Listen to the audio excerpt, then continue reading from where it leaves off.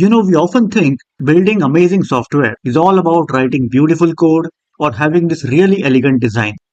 But what if that's not the whole story? What if the real measure of success is actually the human ecosystem that your system serves? That's what this video is all about. It's called stakeholder thinking. Regular engineering only asks a simple question: does this work? But strong engineering, mature engineering asks something much more important: who does it affect? And getting from that first question to the second, that's the whole journey.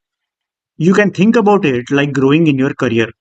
At level 1, you are just executing. You are assigned a task and you get it done.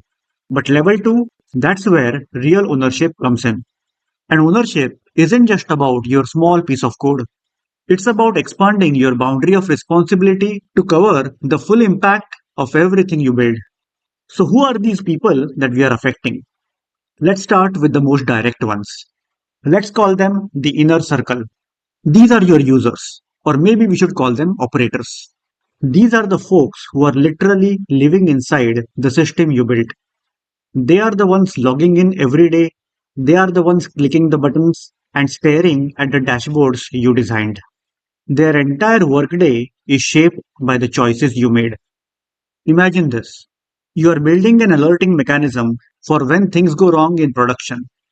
The level 1 thinking is just, does the alert fire when something breaks? But stakeholder thinking, it pushes us to go deeper, way deeper.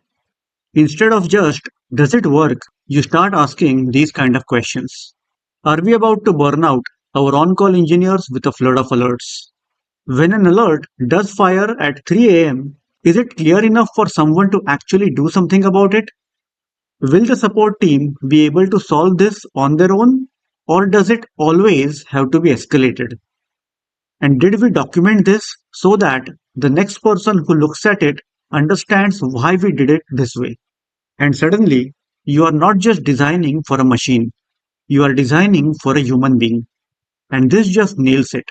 You could write the cleanest code in the world or build this technically perfect system. But if the people who have to use it every single day hate it, then it's a failure. Usability isn't some nice to have feature. It is a core part of a successful system. So we have the people who operate the system, but that's only part of the story. Now we have to zoom out and expand our awareness to the next circle. The people who are affected by our system but might never even know that it exists. And it's important to get this distinction straight. Your users or operators are the ones who operate the system directly. They care about how easy it is to use. But your end users, they just experience the outcomes. They don't care about the interface. They care about reliability and speed and quality. Here is a perfect example. I built large telecom systems. The direct users were highly technical network engineers. They were the ones in the cockpit tweaking all the settings and policies that made the whole network run. But here's the interesting part. The end users, they were just regular people on vacation trying to call home.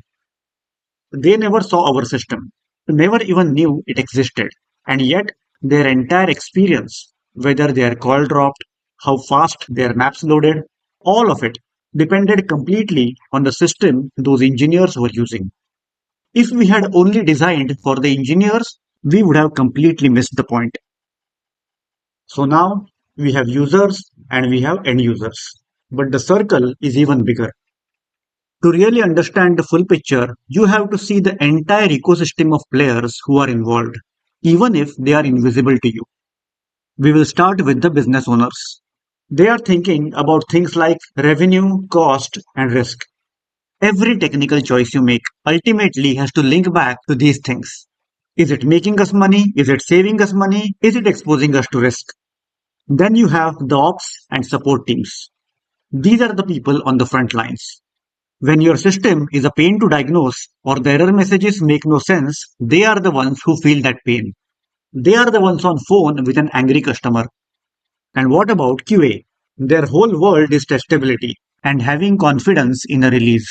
If you build something that's basically a black box they can't test, You are not just making their job hard, you are creating these huge, dangerous blind spots for the entire company.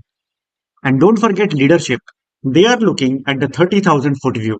They need things to be predictable.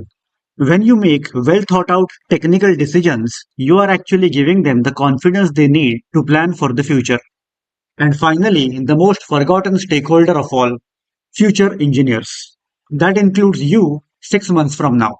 They are the ones who are going to inherit either your clean, readable code or a tangled nightmare of technical debt. After all, we are all stakeholders in each other's work. So we have just mapped out this entire ecosystem of people. How do we tie all this together into one simple idea we can actually use? Well, it all comes down to a single question. Where does the burden fall? This right here is the absolute core of it. There is no such thing as a magic decision that creates zero work or zero pain for anyone. Every single choice you make, from the framework you pick to the name of the variable, it just shifts the burden from one person to another. The only question is, are you doing it on purpose? And this table lays it out all plain and simple. You decide to cut corners on performance, the end user absorbs that burden. You choose a risky new technology, the business team absorbs that burden. You write terrible logs, the support team absorbs that pain. It's a chain reaction. Your decisions always have consequences for someone down the line. So, what is true ownership then? It's not about creating some perfect system with no burdens. That's impossible.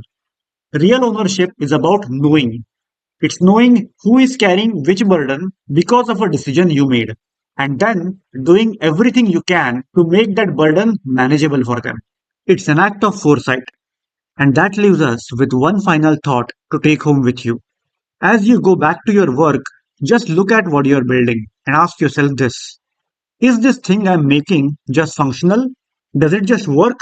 Or is it truly usable and thoughtful and sustainable for the entire ecosystem of people who have to live with it day in and day out?